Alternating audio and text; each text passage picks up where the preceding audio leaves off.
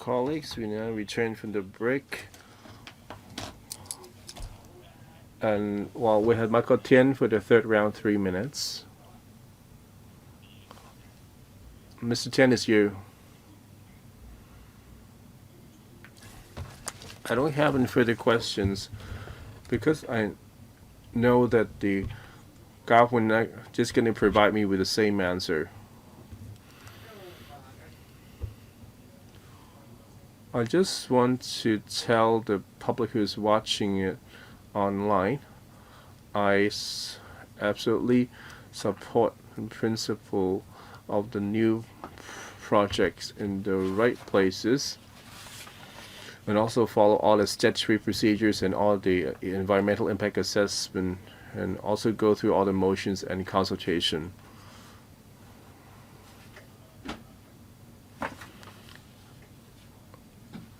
However, we're not going to commit the same mistake in which that after we relocate the population there, they're going to find any public transport and all the kind of problems. For the past few decades, we've been keep repeating the same mistakes of not building the railway first before housing. After building the housing, then the buses got so crowded and wait for 2 decades before the railway come. So they kept on repeating the same mistake again, time after time, and now we have the same mistakes. So we have have it in Chongqing and some in Nihonshui and Kamchin South and Yunlong South. They only rely just the Chongqing line and the West Rail, as they both become fully saturated.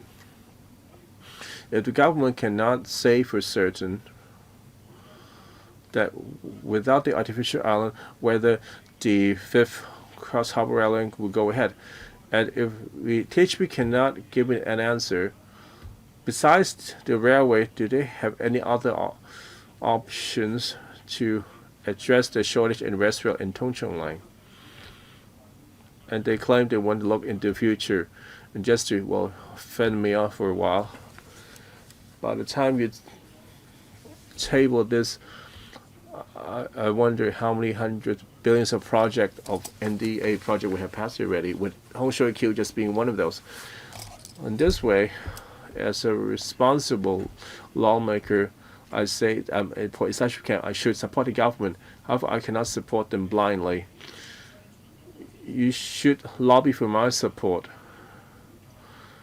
You now have a huge certainty hanging over your head. I don't want to be the villain in the future. After this NDA go ahead, and yet you have no new rail lines to go with them. From your replies given today, what I could do, I know I would support this project. I just all want to say. Next, Mr. Roy Kwong, first round, 5 minutes. Well, Chairman, we're now discussing the Hongshui Q Hachin NDA advance work involving $2.2 billion. I'm just curious about the affected villages, especially the elderly. Well, the memory is still fresh that 3 years ago near the NDA there's a village in which a lot of the elderly have a peaceful life, and all of a sudden that this village, they put up a notice, a handwritten one, and claimed that you had faced your own consequences or infringe your family if you refuse to vacate by a certain date. Well, I was boiling. The whole village of villages we have a meeting at a village store. What did they get with NDA? We have no idea. And by coincidence, we actually near these areas. So after some follow-up, I suppose that things were safe. With I just want to be safe. That's my style. Well, and Grandma told me you have to be careful so they won't get beaten up. I suppose that, well, I got beaten up, or not by those people. Well, as an elected lawmaker, well, we must speak out for them. I'd like to see if the board have checked note for this kind of NDA plan once they go ahead. So they have this village. Well, the neighboring villages, they have these strange things happening. We actually took note of this bizarre things. I wouldn't know how to describe it, where maybe forces, unbeknownst to them, or strong powers, especially, well, they claim they're being illiterate. They have, well, the long-term residents and the elderly, what are they going to do? And second, you're also concerned about the rehousing, even though the paper claims that they are going on with the rehousing. When it comes to the actual operation, there are also some mishaps. However, we make sure we had to put it on public record that we should put the interests of affected villagers first. Well, as the long-term resident, to make sure their lifestyle is not disturbed. Of course, you claim that you have to find land for housing and or public housing. Nobody would challenge that. But in the process, how do we ensure that affected villagers will be rehoused? Ms. Ling? Well, the government had unveiled an NDA development scheme, and we can see there's some feedback that different people will facing eviction because the government actually have yet to commence the scheme here. We usually follow two directions. If anyone to be subject to illegal and unlawful treatment, they must first report to the police. And remember, for the Kutong and Takuling North NDA, the government have the undertaking exercising discretion. If the villagers have go through the freezing survey, which the names were there. However, when the time for land clearing, whether can cite some proof they have lived there for many years, but they're not leaving voluntarily, but rather subject to unfair treatment. But after taking into this proof and information, we can exercise discretion. That's not the first time mentioned there. On different meetings, we've mentioned such arrangements. As for the asked that we make sure that we have a rehousing before demolition. First, we want to set up, complete the dedicated rehousing estate. For the phase one, we'll provide 1,300 units. And so that we want to pave the way for the future development phases. This is a very clear goal. Well, from past experience, whenever we have a new government scheme, the surrounding areas have happened a lot of bizarre things. Well, when we set our foot on the villages, well, we actually would need to have a sit down with the elderly. Well, as the elected lawmakers were used to live on the edge, the Bureau have a duty to them. Well, you can't just ask them to call the police. You may consider that whether there is a matter of interest, if someone may notice that there will be some development potential, that suppose they want to get the first mover advantage. Let Mr. Kwong continue. Well, I suppose that we have entered another era. Well, while you have development in one corner, the other different companies come with different tactics. I believe that we would have to compete against the ill voices. That the government should be proactive. Okay, Ms. Ling, you've heard that? Yes. Well,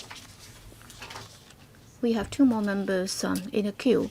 They have pressed the button, and for those who haven't yet spoken, and if they have not yet indicated that they'd like to speak, they'll have to come down as quickly as possible because it's already the third round. So, Mr. Pt2, third round, 3 minutes. Yes, Chairman, I'd like to follow up on my earlier question. I hope that the Lands Department can give us a figure. That is, in Hong Shui Q, if you look at the entire NDA, taking 2020 as an example, have you issued, or how many have you sent out any warning letters on land use violations, and also warning letters on those who have extended their land use without authorization? Well, I'd like to see if my colleague has the information, and if we don't have the information with us, then we will reply later. Yes, concerning the question raised by Mr. Chu, we will have to go back and collect the information and supply that to Mr. Chu after the meeting. Well, I've noticed some phenomenon. That is, as I said, the Lands Department might have been made use of to help the landlords, whether it's the minor landlords or the major developers, to force the individual tenants to leave the site. And you also said that there was a freezing survey, and then after that was done, before government development takes place, if the tenants or occupants have been forced out, then the administration will still offer the compensation to them. Well, after the Town Planning Board has approved the new development plan, the administration will be taking up the responsibility. But then, as soon as you have completed the freezing survey, you've already got a figure. There is no question of anybody coming forward to say that he can take advantage of the loophole, and then he'll be able to get the compensation for rehousing and so on. So I think the administration has to come clean on this.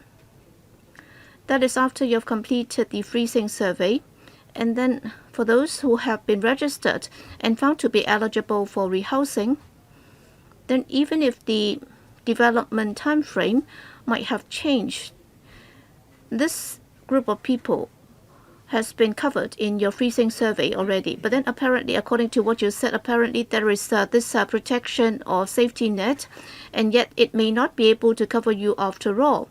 So that would not be right, because we will be seeing these cases in Hong Shui Kiu, whether it's the farmer households and so on. You will have to come up with an indication, even if they are not rehoused right away at housing society units, even if there are interim housing available, then you should help them resolve these problems, because they have been forced out during this very critical time.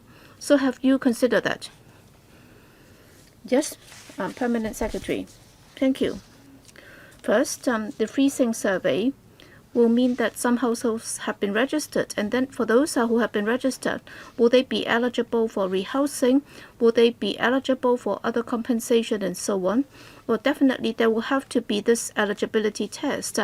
So, for example, if they live in unauthorized illegal structures that have not been licensed, then of course they will not be eligible. But then, as Mr. Chu said, if they are eligible after they have been screened in, but then by the time when rehousing starts, if they are no longer living there, we will have to find out why they are not living there. If, for example,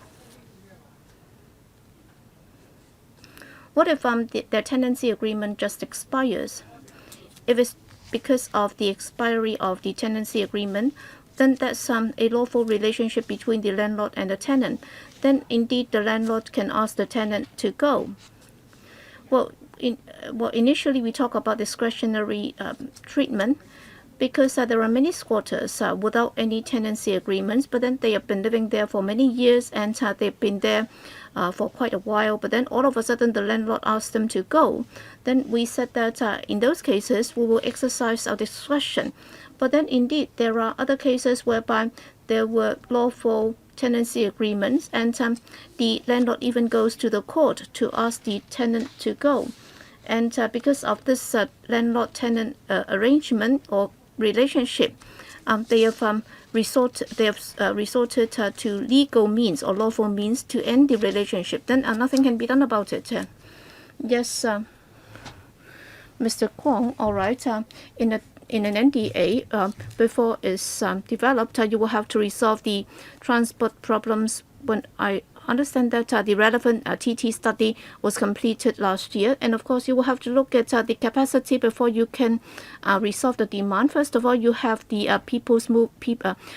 automated system, and it will cost you about $4.3 million. It will go to Lau Fao Shan, and then another 17-minute ride will also cost you several $1 billion, and then for another system that will cost you about 20 or $2 billion. So according to the study, now that you've completed that, strictly speaking, so is there any new progress? Because it's really very painful, because in the past, Tin Shui Wai used to be the development area, and then you have the southern part and also the northern part. And then initially when they moved in, there wasn't anything there, and there was no development, and then you have this piazza downstairs, but then it's just an abandoned piece of land, and there were only 2 benches, and the children had nowhere to play, and they had to be there like that for more than 10 years. So you will have to think ahead instead of just taking everything as they are. All right, it looks very advanced, but then which part will be developed, and what kind of open space will you reserve there? So can I ask the CEDD to answer the question? Yes, Mr. Lau. Well, for the phase 1 public consultation, well, that ended early this year, and we collected views, and we are collating the opinions. And on this funding proposal, there will be a study on the reprovisioning of Tin Ying Road. The two are related. At this stage, we'll be scrutinizing the overall alignment, and also the positioning or location of the station, and also the layout of the station, and also procurement strategy, and also financial viability, and so on and so forth. We expect that by next year, probably in the second half, we'll be able to submit the information to members. So you're referring to the second half of next year as to which system will be adopted for inter-community transport, is that right? Thank you, Chairman. As I said earlier, on the alignment, that of course would include the different locations, including the location of the station, and we also received comments on extending the line to Tin Shui Wai North and also to Yuen Long South. So that's about connectivity with those areas. So in the coming year or so, we'll be looking at those. Well, that gives an impression. Well, I'm not familiar with the subject, but then apparently the progress will be extremely slow. All right, you've collected the public opinions, but then you're expecting that only by middle of next year or end of next year, you'll be able to come up with the final alignment. But then that would also depend on public response, because if you look at the pricing, I suspect that they will not look good. So I just set it out for record for the People's Mover system. So it's going to cost you several $100 million. But then it's in money of the day prices. But then by then, would that be increased very significantly? Well, thank you, Chairman. Earlier on, we did look at different modes of transport and conduct some studies, and you referred to 3 different modes of transport. So after listening to public opinions, we will summarize them, and then we will then conduct a detailed planning work on the alignment and also the financial arrangements. So by then, we should come up with a more accurate estimate. And what you referred to were just some initial estimates, as you can imagine, because we haven't got the alignment and also the location of the stations, so on and so forth. That's why it's just a range of estimates. Yes, just a few more words because Lam Chuk Ting is waiting. Okay, as I said, for the automated People's Mover system, is about $40 to $45 billion, and by the time when you submit it, it could be up to $70 billion. I don't want us to be used to having that sort of expensive transport system. So entering the 21st century, apparently everything will be exorbitantly expensive. So just put that just bear that in mind. Next, Lam Chak Teng. Thank you. On Hong Shui Kiu's development project, many members are concerned about the transport issue. Me too, because I used to grow up in Tuen Mun Yuen Long, and as we can see now, West Rail's quite overloaded already during peak hours, and many residents, in particular those living along Tuen Mun Yuen Long station, they would have to wait for 2 or up to 3 trains before they can board any of those. And West Rail will be extended to Tuen Mun South near the pier. And then Hong Shui Kiu's existing planning and development will also result in an increase in population by 100,000-200,000. And then together with Canteen, you can expect that there will be more planning and development. So in NT West, if you just rely on the West Rail for the new population, you're talking about 300,000-400,000 or even more. And now we have about 1 million or slightly more than 1 million people living there. And if you were to have a couple of hundred thousand more, then I can expect that the West Rail will be overloaded quite substantially. So how are you going to cope with the Hong Shui Kiu NDA and the new population and the pressure that they might put on the existing transport system? You shouldn't just be putting new population in there. Yes, you do have plans to create jobs locally, so that people don't need to travel across different districts for work. So the demand will be less acute. But then, Chairman, from the day when I was still a young kid, when I used to live there, we heard a lot about the so-called satellite towns. And we were told that satellite towns should have enough jobs to support themselves. That was the initial plan for Tuen Mun, and yet several decades have elapsed. And yet we haven't really seen satellite towns being developed with them being self-sufficient in terms of employment and living. So I am really very worried that Hong Shui Kiu's development plan will result in a situation whereby the NT West will be overloaded, and then when there is any incident, then the entire NT West can be paralyzed. So what about the traffic and transport network? How confident are you about it? Well, for the Hong Shui Kiu NDA, if you look at the transport network, we don't just rely on one single mode of transport. You're talking about external traffic. So for the inter-community transport network, well, let's set that aside for the Hong Shui Kiu station that we talked about just now. And then for the West Rail signaling system, it should be able to increase the frequency of service. And also before 2030, by then we should be able to complete more roads. That is the Tuen Mun Chek Lap Kok connecting road. And according to the government's announcement, if it's going to be a toll-free road, then for people using that road to go to the other districts, that would help ease the pressure on the Tuen Mun Highway, because Hong Shui Kiu has been there for many years, and therefore we are looking at Route 11. We expect that by 2036, that's our target too.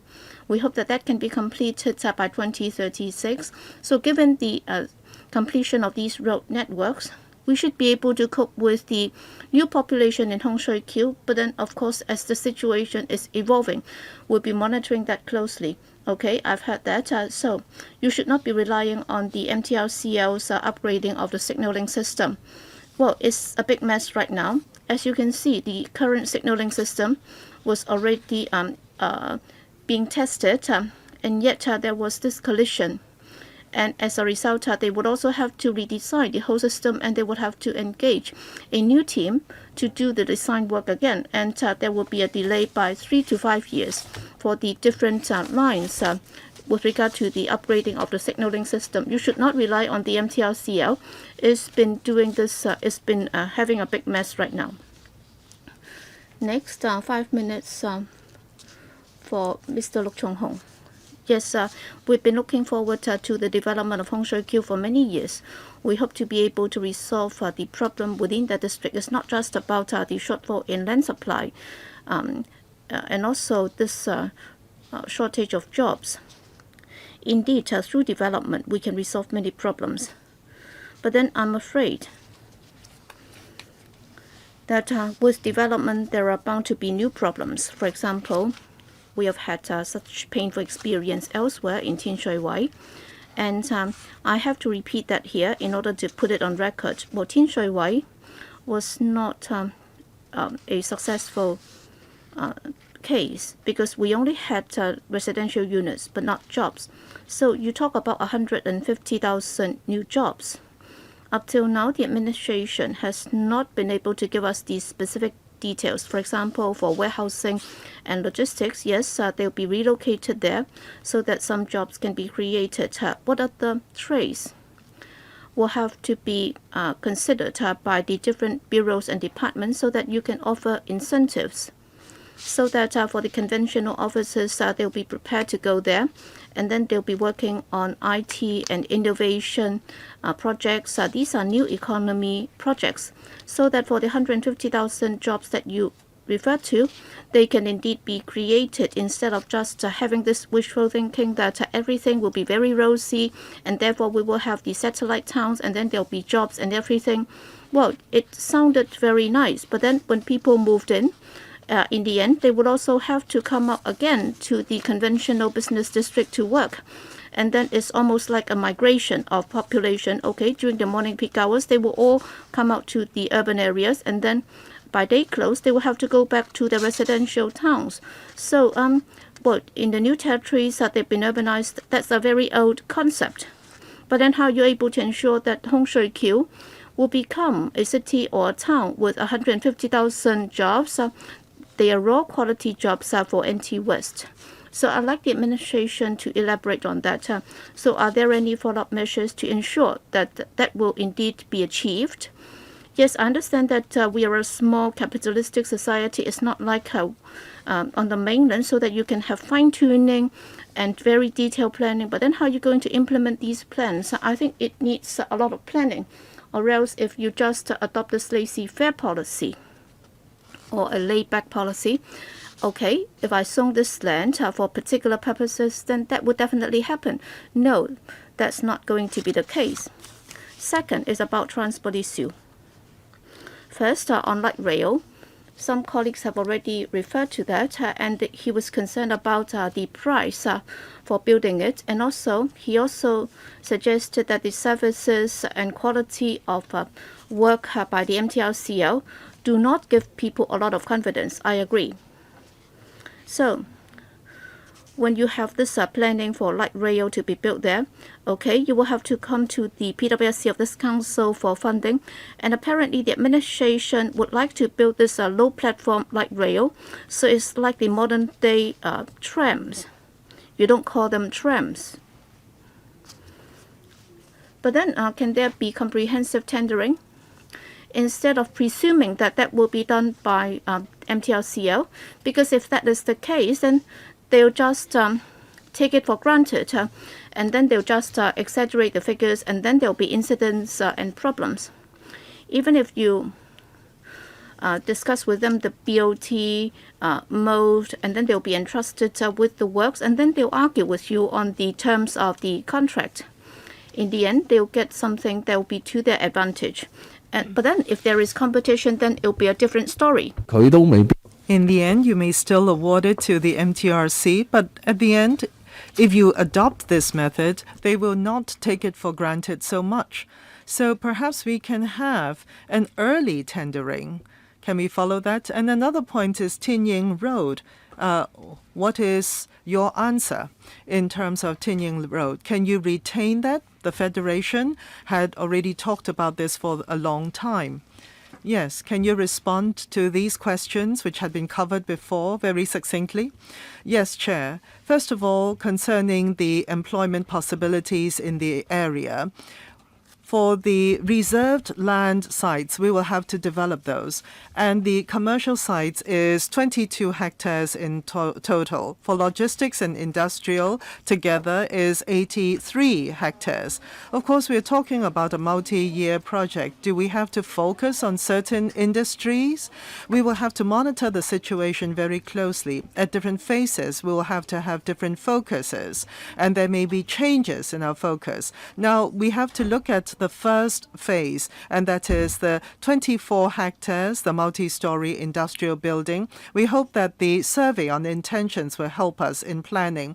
But I see that it will be mostly be warehousing, logistics, and also construction for the first phase. Of course, there will also be automobile repairs as well. So the next question about light rail and also environmental protection, I think at the present stage it is too early to say yet. We really have to look at the second phase where we will know which model we adopt. As for Tin Ying Road, we want to retain it. The intention of doing that is very clear, and it is exactly because of that we are seeking funding to do a study on Tin Ying Road. But the retention of the road will not be the same as it is now, segregating Hong Shui Kiu and also Tin Shui Wai. That's why we want to conduct the study. Kwok Ha-ki, first round. Chair, what we are most concerned about is that including Hong Shui Kiu, Ha Village development, and also New Territories Northeast, we're circling around one single question, and that is developers' interest or landlord interests or people of power or influence. Through this land swapping arrangement, they maximize their interests. In Hong Shui Kiu, there is a characteristic, and that is plots of land that is near to the Hong Shui Kiu news station is reserved for commercial use or private housing development use. And very strangely, for public housing, what is closest or it is located for public housing, it is located outside of what is nearest to the station, outside of those zones. So this is surprising. And the developers, the four families, for instance, they are maximizing their interest in this program. That's my view. So how do you see this?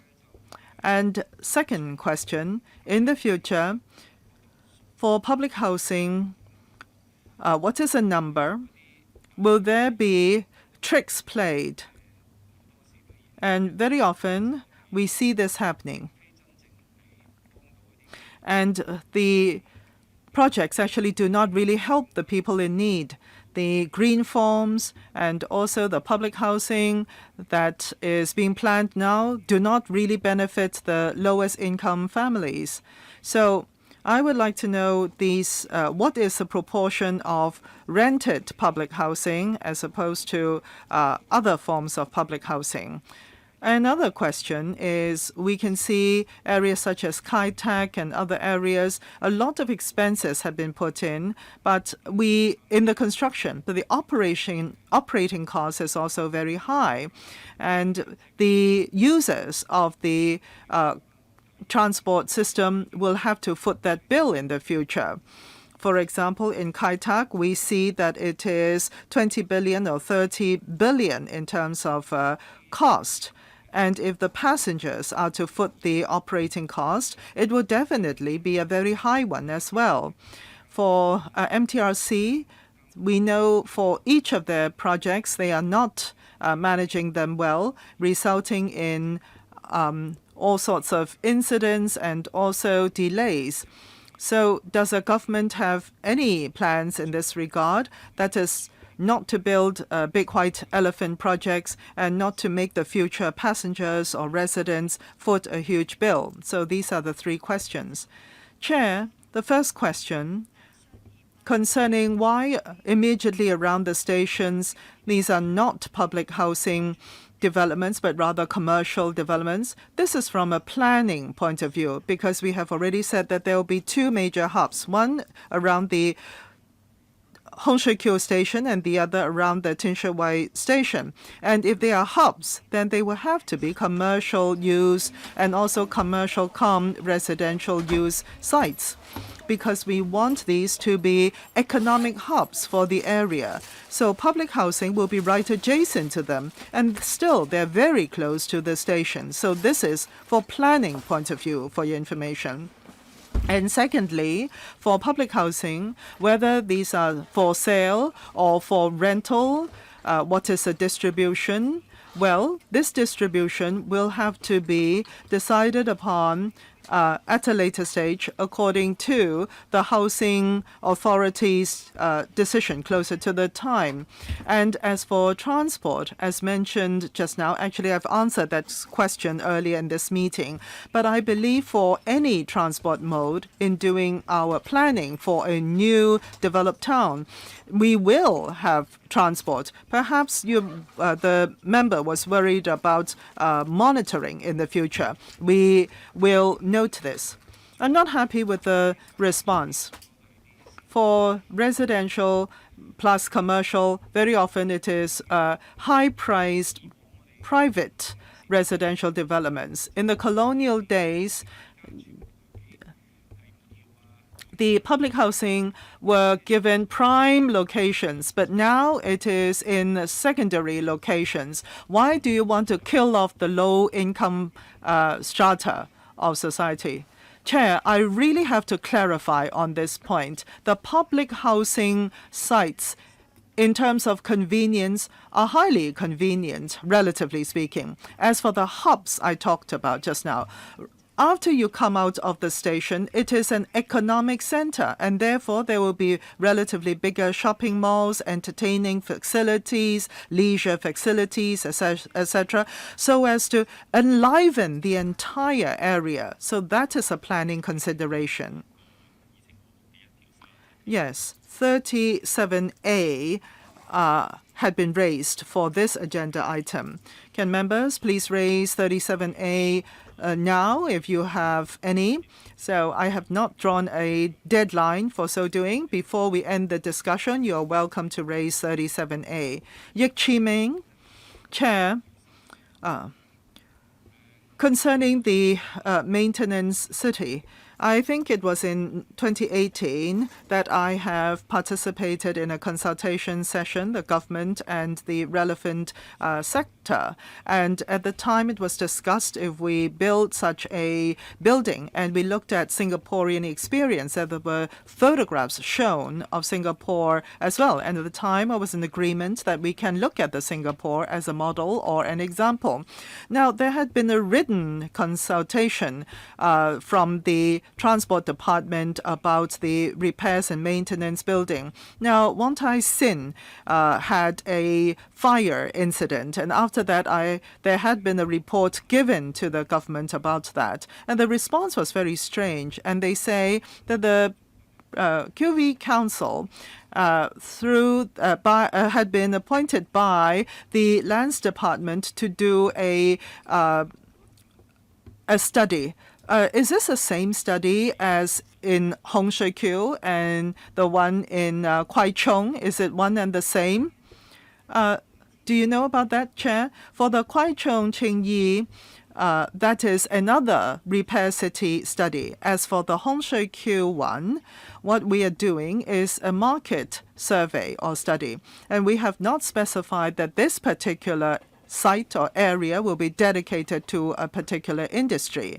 But we have given the consultant many topics to talk to the potential investors, to talk about the mix of industries.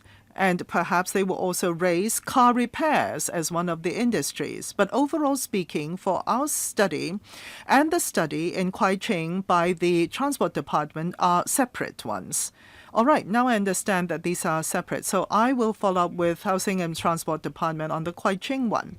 For Hong Shui Kiu, my opinion is that we need one there. I hope that the development Bureau would consider that, because there's a lot of logistics happening in this area. New Territories Northwest will be a very important logistics area. And with that, there will be a lot of trucks going through the area as well. So there will have to be sufficient car repairs services there. So the trucks do not have to run around town looking for repair and maintenance. Perhaps you can do a survey and look into this, but my industry and myself both believe that there is such a need there. In 2018, when we participated in the consultation, we were very happy that the government was moving and they're taking care of my industry, but that may not be true, as I have heard now. Any response? Chair, I heard it. Yes, in doing the study, we will take this into account. Cheng Chung Tai next, 4 minutes. Thank you, Chair. A question about Hong Shui Kiu development planning. For the public utilities co-location. Now, I have looked up relevant information. It seems that not too many questions were asked about this. The Hong Shui Kiu development emphasizes a green development planning. So that is to say, well, in the document it says that there will be an appraisal of green and also smart facilities, including using underground co-location tunnels. It's like a tunnel to accommodate cables and public utilities and sewer and other facilities of public use to put that into the tunnel. So this is a common utility tunnel. So would that happen? Chair, allow me to ask the head of CEDD, Mr. Lau, to answer that question. In our study, we will be looking at these smart city facilities, including the common facilities tunnel. The Highways Department had also done a relevant study recently concerning these tunnels. Under what circumstances and environment would these tunnels be appropriate? In the new development areas, relatively speaking, they have the requisite conditions for such tunnels. First of all, these are brand new roads, and also there will be some very busy roads. If we want to excavate there, it will cause a lot of inconvenience in the future. That's why in the present study in Hong Shui Kiu, we will look into these public utilities common tunnels to see what stretches of roads we can put in these common tunnels, and then we'll have to do the detailed planning so that in the future we will have a cost estimate and also the plan for actual implementation of the works. We will do that. Chair, the reason why I've asked that question is because in the previous discussion, it was rarely discussed, this point. But in the 2018 audit report concerning these common utilities, tunnels, and planning, there had been some comments and actually criticisms over them. And basically, it talks about the different departments, different government departments. There had not been a lot of communication among them about this. For the Kai Tak development area, this is the first new development area which will be using these common utilities tunnel in a large scale. But in the end, it was not put into practice.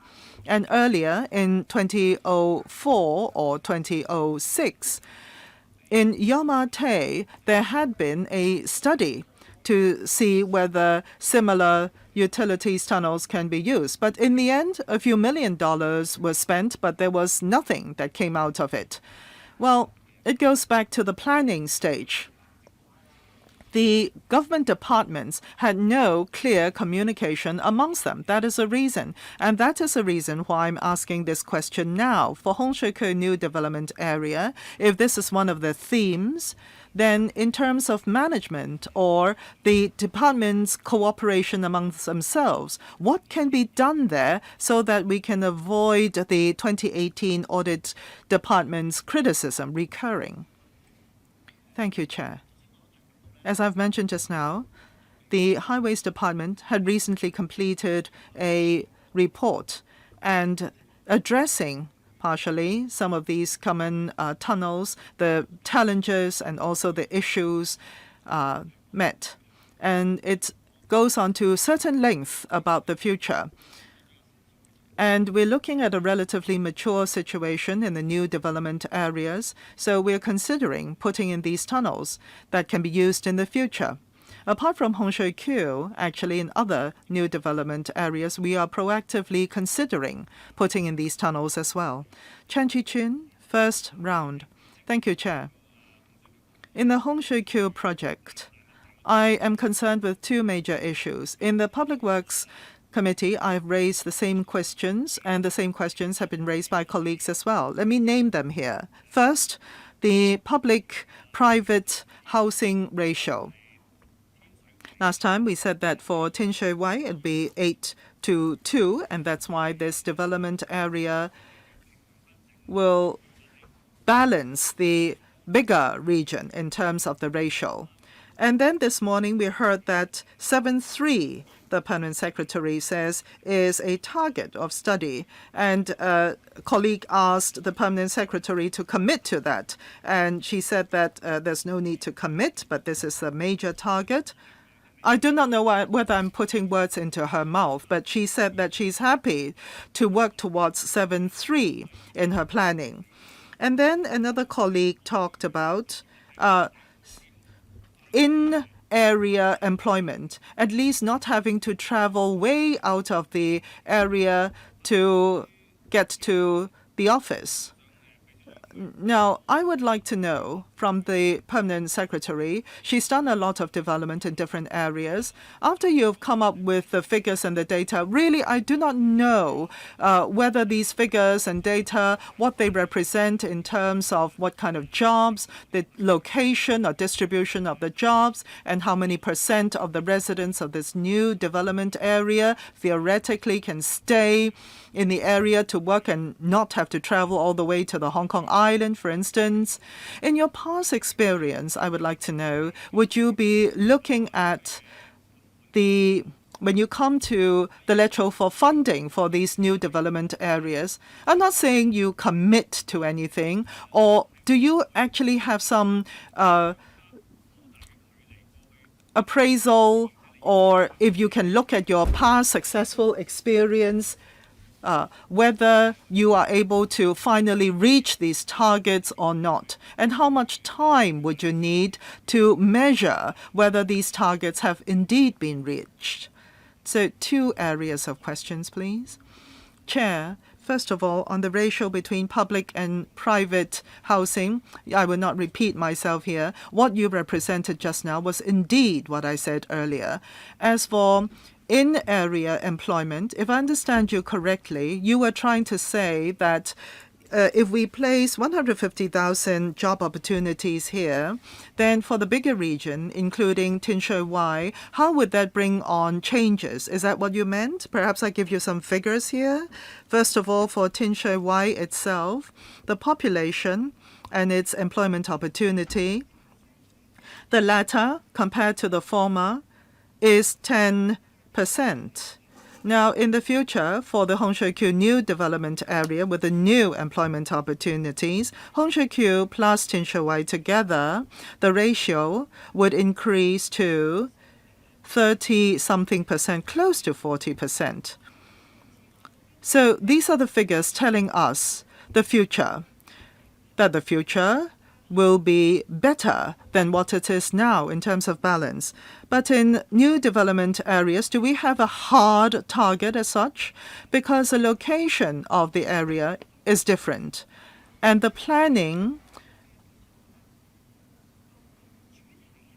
the theme of the planning would be different. Not all new development areas can become economic hubs, but Hongshui-Q does afford us this opportunity, and therefore we want to grasp this opportunity to make the Northwest New Territories area to have a better balance in terms of employment opportunities.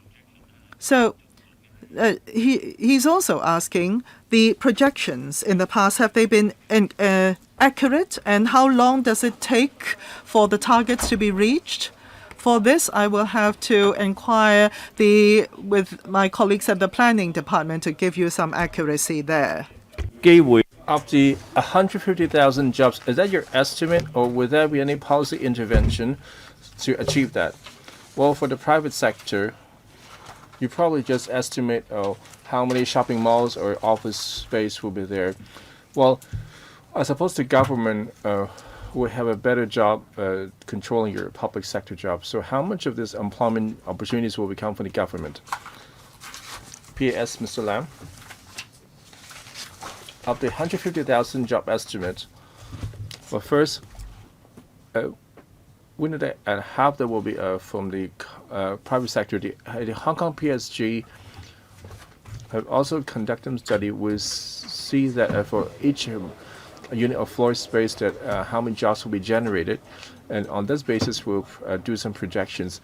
And for some special cases, for the multi-story building for brownfield operations. Well, we don't have an estimate on that yet. So we make reference of the similar economic activity, and the consultancy will look at that and how much jobs to generate in a certain size, and that's how we arrive at 150,000. Next, Mr. Eddie Chu, fourth round, 2 minutes. Well, just now. And for the transport infrastructure, in response to Mr. Lam, and it got the reply that while for Hong Shui Q during development, there'll be the Tuen Mun Chat Lap Kong Link Road, and in the long run, there'll be a Route 11. Thus, they do have some planning in the works. However, they both connect to Lantau. Well, a lot of Hong Kong people like me have objected to East Lantau artificial island. Does that mean I have to object to this Hong Shui Q's program altogether? Because you don't have any other roads. You're saying Route 11 together with Tuen Mun Chat Lap Kong Link Road all connected to a dead end. That's one problem. As for the environmental friendly transport system, FTS, I hope for the green bus system instead of building so much. But Tuen Mun Yuen Tin Shui Wai light rail have been much criticized for being bulky and waste of space. The administration consider of this relatively lighter green bus system to expand into different areas in NT West, vacating the space from the light rail. Ms. Ling, as for the transport infrastructure, for Tuen Mun Chat Lap Kong Link Road and Route 11, already other construction or with the planning underway, that completion will help to divert the vehicles instead, from the Tuen Mun Highway. That's why that even if some people were worried about the Tuen Mun Highway, and that's my response. As for the EFTS, I'll defer to Director CDD, Mr. Lau. For the phase 1 consultation, we have 3 options. First, automatic people, rail or a modern tram, and green buses. We also know the views of the public and the lawmakers. Well, currently we're collecting views and compiling them. Then we'll undertake the study, and as soon as we have the outcome, we'll brief them. Let's go. I know that you're having a study, but the study would not mention whether you will expand or replace the light rail. Would that be one of the directions that we consider? Anything to add, Mr. Lau? For the light rail, I know that THB has took some study and took a position. I'll defer to THB. Mr. Lam Siu Hong, PAS. And for the light rail, the government never had a policy to replace it. We'll continue to maintain this quality light rail service to the communities. I remind other members, if you'd like to ask questions on this item, we better be quick because a lot of the members are on the fourth and the second round already. Well, Mr. Rachel informed me the second round. I'd like to find out the environmental transport corridor and in enclosure 2 and for phase 2. And you can see this pink green transit corridor of the proposed site formation and the associated works.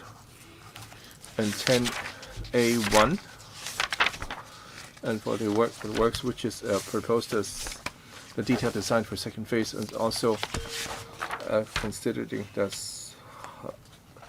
study, the detailed design will also include the green transit corridor. And 33 of the detailed design expenditure will be about $2.108 million. And for the consultation on the green transit system, the claim is just completed. But why do you manage to come with the alignment so quickly?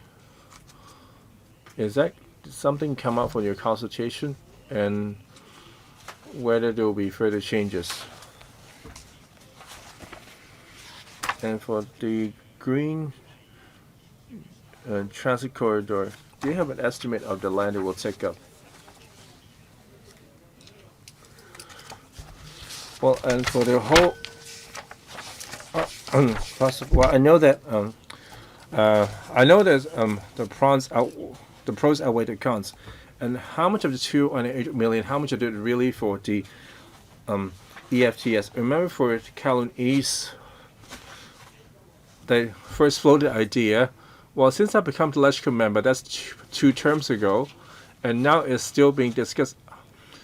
Well, I ask the director every time, what's the progress? Why that it will become way costly? Would you actually would consider is feasible or not? I just want to clarify, very important.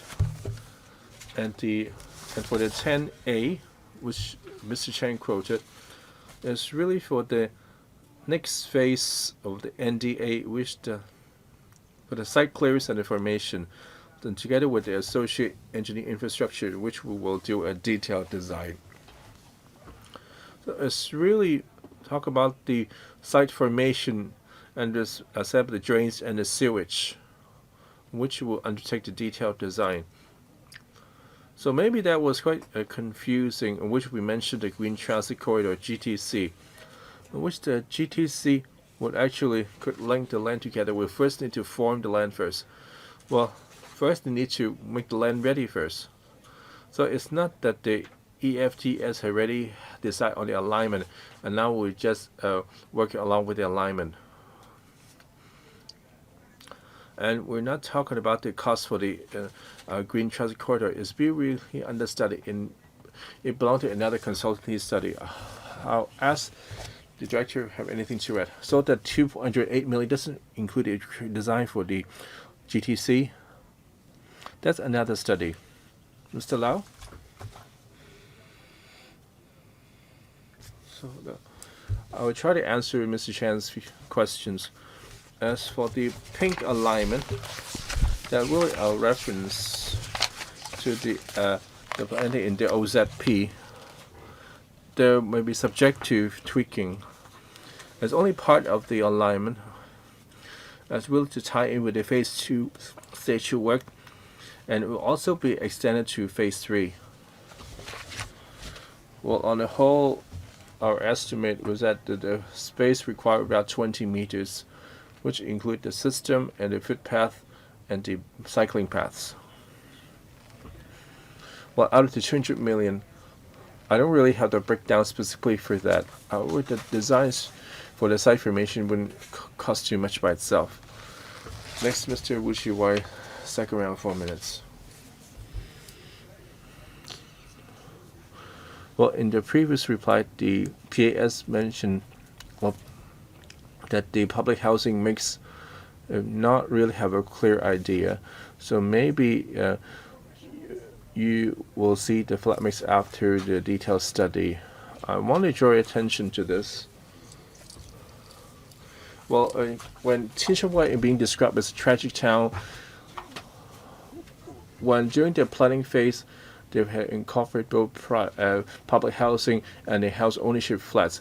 Well, it wasn't as lopsided as it is now. However, due to the 85,000 unit goal that the HOS flats have converted into the public housing, in which the demographic structure, I would call, say, way short expectations, that a lot of the infrastructure that would aimed at HOS flats was really become a public housing dominated community, which they can't cope.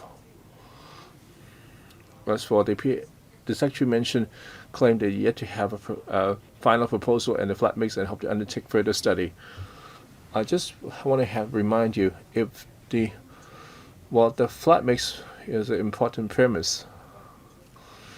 If you change that or you lack the spaces, the study itself will not be aligned with reality. A lot of colleagues have asked you, well, we notice that on the site of the NDA, maybe the enforcement by the Lands Department have been used as a tactic. Talk about those who already registered under freezing survey, in which the occupants were evicted.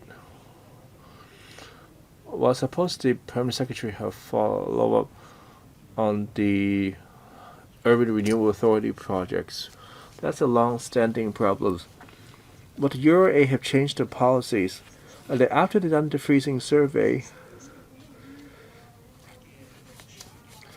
the status quo in the freezing survey will be something they might make reference to. It's not that after the freezing survey they become evicted and the occupants were deprived of their rights. And for the large-scale housing redevelopment, for the Hongqiu CDA, would you apply this to any changes took place after the freezing survey, which there will be evictions in which the landowners have evicted some occupants, thus depriving their eligibility for rehousing or compensation. Of course, it might not be inconsistent with your enforcement, because you have to enforce the lease anyhow, with or without the development program. The Lands Department should deal with any breaches of land use, land or planning permission. I hope the PS can respond. Ms. Ling? As for the housing mix,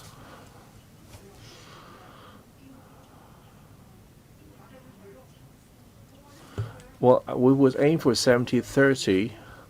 Well, for the 70-30, how much of that is public housing? How much of them are flats for sale? Well, both fall on the public housing side. Well, the changes may not lead to major impact to our infrastructure. After we complete our study, let's say we come to the logical for next round of funding. Well, members may ask that for the next phase, how much on the public housing will be for sale or for rent? Well, I suppose with the Housing Authority and the THB, we can hopefully come up with an answer. Well, we'll ask the consultant to use the 70% public housing as the housing as the basis to plan for the infrastructure. As for occupants who been registered under freezing survey, when we come to the demolition, they no longer live in the NDA, and whether we can consider different circumstances.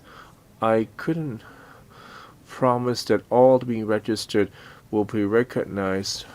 I made this promise, and I will do it again, that we can exercise maximum discretion. Even though some occupants may have left the area, if they tell us of their story in which also we produce proof and they've been lived there for a long time, and maybe due to some factors beyond their control, and also does not involve a serious illegality, we try to offer them assistance. Okay, well, a lot of the colleagues have quite a few rounds, and after Tanya Chen and Dr. K. Kwok finish, they will draw the line. I'll say for the third time, anyone who would like to ask questions, please come down and press your button. And for those who didn't have too many rounds, I'll consider letting you speak again. Next, Tanya Chen for minutes. On the first round, I've asked about the impact to the heritage impact. And with Chen Conway and Tong Tao Chun, it seems claimed to have some archaeological value, in which there are some buildings that are being graded historical monument. And also the EIA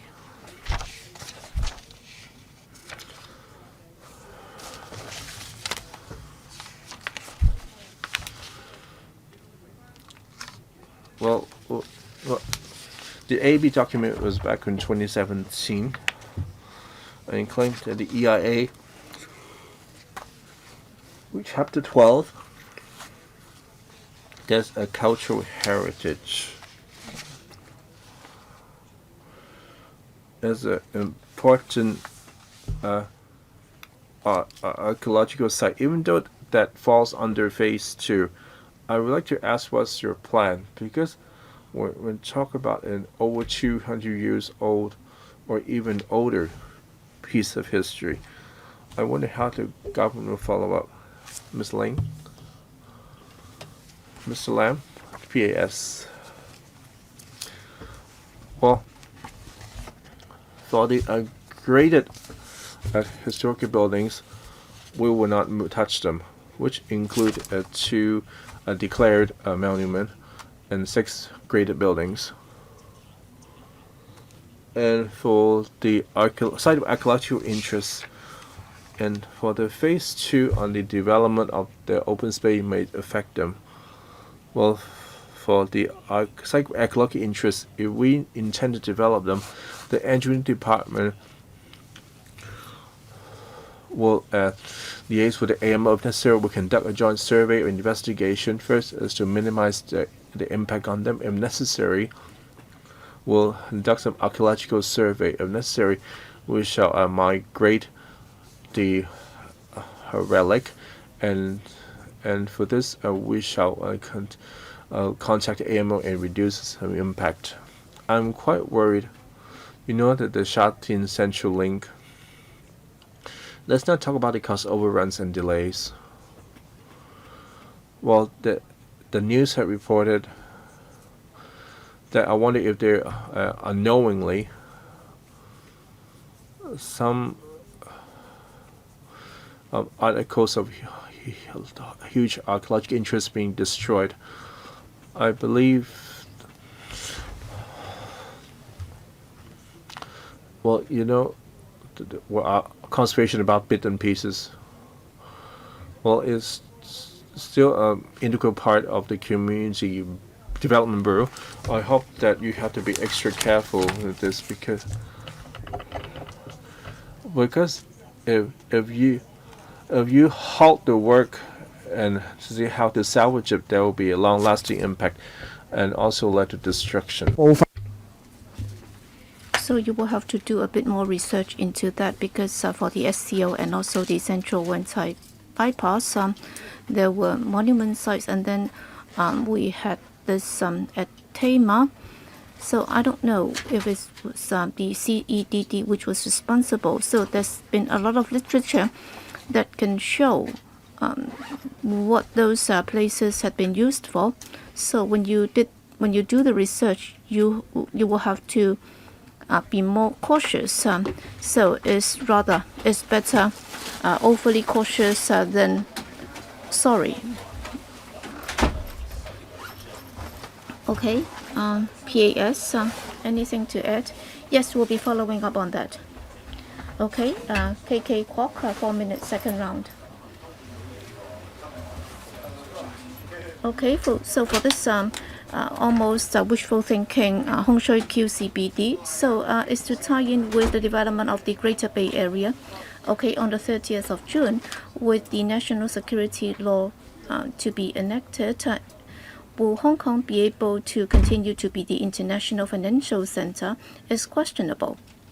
And also for these major CBD projects, we do have many on the mainland, so they are like ghost towns right now. So if we were to embrace this sort of approach, that is with megacities like that, and then in the end, it would all turn out to be ghost towns. So I wonder if the administration has looked into the implications of the Hong Kong version national security law, and have you also looked at the possible sanctions imposed by the US and other countries? So have you looked at the implications? So instead of allowing large pieces of land to be developed into commercial developments instead of residential areas. So when you look at the new Hong Shui Q NDA, so are you still having this wishful thinking, Ms. Ling? Well, national security has a lot to do with our economy and residential development and so on. It's going to have positive impacts. But then have you looked at the Hong Kong Autonomy Act that has been passed by the Senate in the US? Well, the fact that we're going to have 170,000 new population in Hong Shui Q, together with the employment opportunities in NT Northwest. Well, for many years, there have been a lot of criticisms about the shortfall, and now that we are able to turn it into a hub for economic development, we believe that it has important implications, and indeed it's very important. And at present, there are many brownfield operations there. So whether it's about the short term, given the prevailing economic climate, because of the short-term downfall, still in the longer term, we will still need these operations. But then I was asking about the assessment. So are you telling us that you have not done any assessment at all in the wake of the latest developments? Because for this development, whether it's public housing or the 70-30 ratio, then of course, and of course to us, the better ratio should have been 80-20. But then if you were to develop them into comprehensive development areas, it's not going to solve the housing problem. Yes, we are not saying that we would not allow you to go ahead with the site formation. It's about the usage. And also for the 400 hectares of land in Hong Shui Q, you have a lot of land available for residential development, and if you still have some spare land available, then of course by all means you can develop it into a CBD. So can you do a rethink so that you can give more space for Hong Kong people living in subdivided flats? Well, we are not talking about a CBD serving the entire territory. We are talking about a town with a lot of population, and then in NT Northwest there is also a huge population. That's why we need to have a local center. We need to have a regional or an NT West economic center. But what about the sanctions implications? If yes, then when will they be available?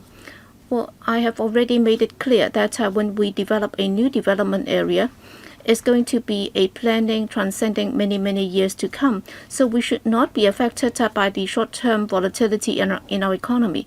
But then the one country, two systems is going to be over. So it's not going to be short-term. Okay, after Dr. Kwok's remarks, for those who would like to speak, please press the button because I'd like to draw a line there. Okay. So I'll be allowing you to speak in accordance with the turn. Okay. Leung Chi-Chang, 4 minutes, second round. Concerning the development of Hong Shui Kiu, well, when I first spoke, I was concentrating on these two areas, and I hope that the administration could consider that. So in my second round, I'd like to supplement on what I asked about the 70-30 ratio. For the 70-30 ratio, if you look at the existing private property in Hong Shui Kiu, there are about 40,000 plus population, and if it's to be turned into 70-30, then most of the newly built buildings will be public housing before you can reach the target of 70-30. And then according to the permanent secretary, the plot ratio will be changed so that the intensity of development will be increased so that public housing can increase. Yes, in any case, you're going to do the study and you've already taken the decision on the ratio. And then if you look at the housing authorities' housing supply, so there was one discussion and most political parties were supportive. But then, as I said, with the 70-30 ratio, that would lead to an imbalance in the residential environment, and that would also lead to an imbalance in the community mix. So I've asked you to look into it. Yes, it's right that you have increased the plot ratio in order to achieve the target. Similarly, that would also give rise to some new problems. You will have to pay attention to that because that might lead to an imbalance in the community mix. You will have to look into it. So I do have a lot of reservation about the 70-30 mix. You will have to convince us with concrete figures. Another issue which you have attempted to answer. So I was asking about whether there would be enough jobs so that people do not have to travel long distance for work. So you're talking about 150,000 new jobs. But then initially when you threw out the idea, I didn't quite agree already. And of course, in the end, only facts can prove whether or not your estimate was correct. But then in the design, you said that it would be carried out in stages. So initially, you would have some primary infrastructure and then public housing, and then only in the later stages you will have private housing. Without private development, how can you have more jobs? Because for public housing, most of the jobs would be about caretakers and security guards and so on, and only in later stages will you have shopping centers and office buildings and so on. So does that mean that for most of the 150,000 jobs, that will only take place by the later stages of development, that is in the 2030s and so on? So for those moving in the earlier stages, they will have no jobs at all. So how are you going to resolve that problem? Permanent Secretary. Well, on the increase in ratio for public housing, we have noted members' comments with regard to the jobs to be created. So it's not just about the jobs from the commercial floors of the residential buildings. In fact, many of them will be for port backups, logistics, industrial developments. So many of the jobs will be created in those areas. That's why as early as 2027, the first batch of industrial buildings will emerge. We are talking about some modernized industrial buildings, and that will support a lot of jobs. And we'll be looking at the number of buildings to be completed at different stages so that there would be commercial opportunities arising from those buildings. Next, Fernando Zhang, 4 minutes, second round. Yes, I'd like to ask about welfare planning. I heard the Permanent Secretary say that some 30 hectares of GIC sites will be available. So it sounds quite a lot. Chairman, are we going to continue with the meeting? Yes, we will only end by 12:45. Yes, please continue. Yes, I heard some different voices. So apparently they were talking about something else. So I was very worried that in a planning process, will we be able to really meet the needs of our society? Dr. K.K. Kwok referred to a very big factor of change, and that has not been taken into account. So even if everything is business as usual and everything is as planned by the administration, so adopting the current approach will mean that welfare facilities will have to catch up and will be lagging behind more and more seriously. So for people who have to wait until they die before they can get a place in the elderly home, and also for the disabled, they would also have to wait for a long time before they can get a place. The latest figure is 19 years. It's ridiculous.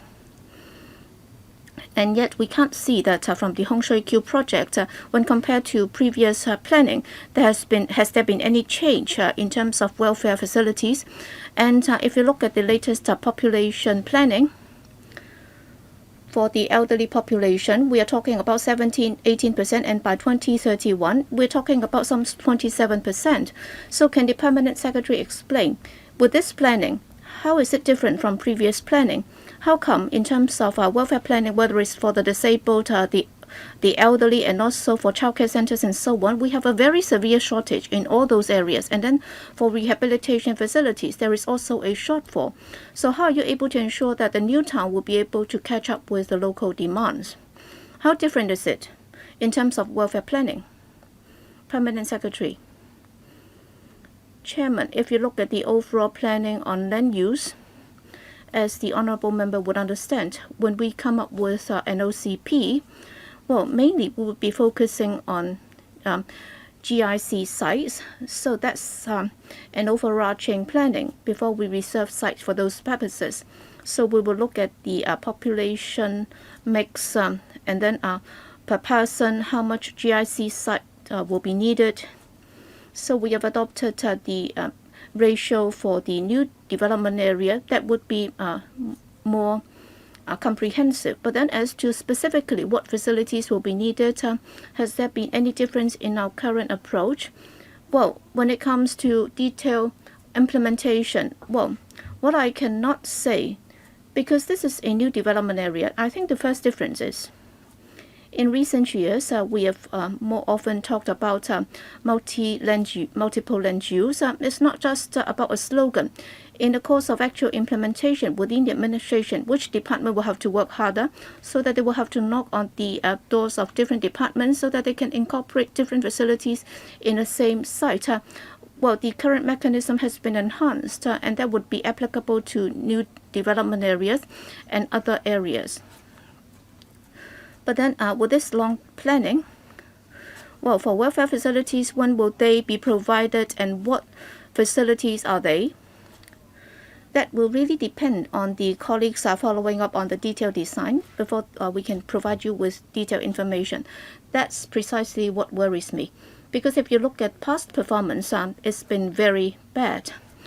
And if the Permanent Secretary cannot guarantee today, then very often when it comes to the actual demand coming up, there will be a shortage of land. There will be no land available. So, for example, when you approach the LWB, they will often tell you that there is no land available. You will have to switch his mic back on. Okay, I can wait for another round. So my question is that in terms of reservation of land for specific purposes, has there been any difference? Because you haven't reserved more land for those purposes. So by the time when those officials come again to this council, they'll once again say that there is no land, and once again it's a catching up game. So what kind of lesson have we learned from past experience? So you're talking about 10 years down the road in terms of this planning. So how are we able to avoid making the same mistakes? Permanent Secretary. I have nothing to add, but then I'll jot that down so that next time round, when we carry out the implementation and also do the detailed planning, in our mechanism, we'll try to do a better job, and we will talk to the stakeholders about this. Okay, I'd just like to remind you, so I've got this Section 37A motion. So if you have further motions to move, then there'll be about 10 minutes for you to do so.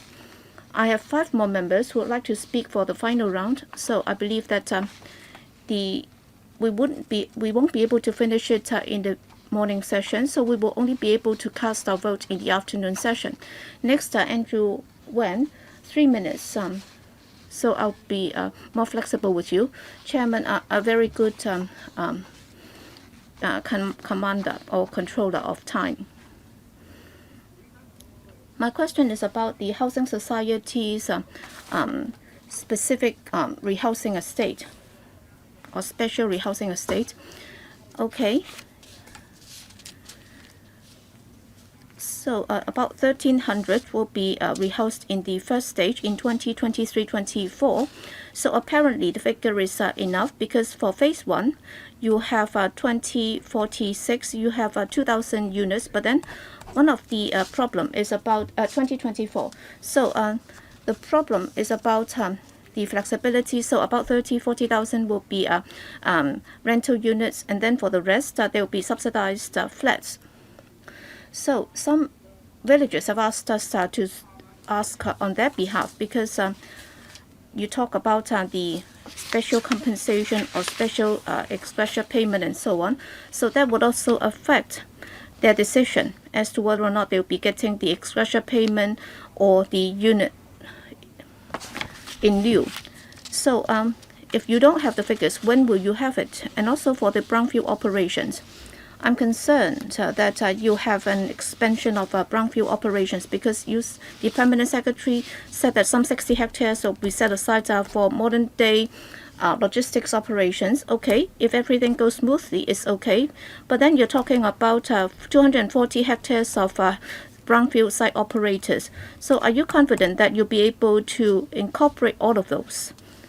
Because the completion date will be quite far away from now, so 2027. So by then, if you're not able to meet the demand, then will that result in the expansion or spread of brownfield operations? Two questions. First, on the special rehousing estate, how many of them will be for rental? How many of them will be for sale? Well, after the funding is approved this time, we'll be reaching out to the 6 households that will be affected. We'll do an eligibility test for them. And then by 2024, for quarter 4, there'll be a second batch of households, about 100 or so, that will have to be rehoused. So in the coming year or so, we will try to understand their conditions and their preference. Would they prefer to buy a unit or rent a unit? So that would also have a lot to do with the housing society's planning. And then for brownfield operations, moving into multi-story buildings and so on, are we confident that they'll be willing to do that? Well, we're talking about a one-to-one replacement. In fact, for these multi-story buildings, they will only be completed in 2027. So that's the first batch. And then on phase 2's development, there'll also be some clearance operations.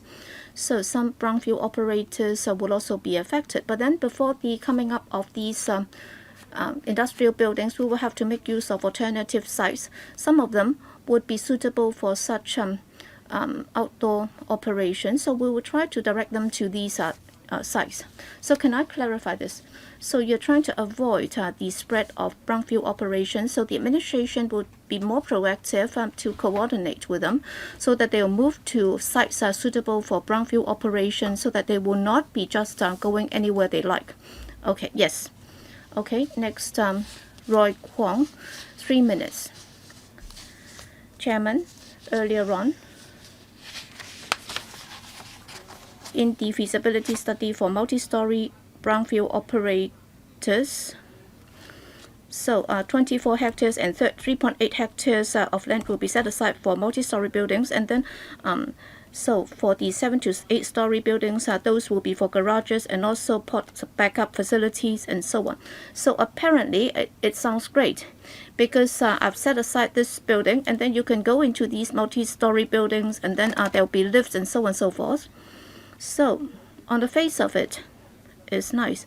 But then if you look at the response from the stakeholders, it's not as positive as you might have wished. Many operators have told us that for the machinery or heavy machinery, they cannot move it to high-rise buildings. And then many of the affected operators, have you talked to them? And has there been very, very close communication? And what is their response?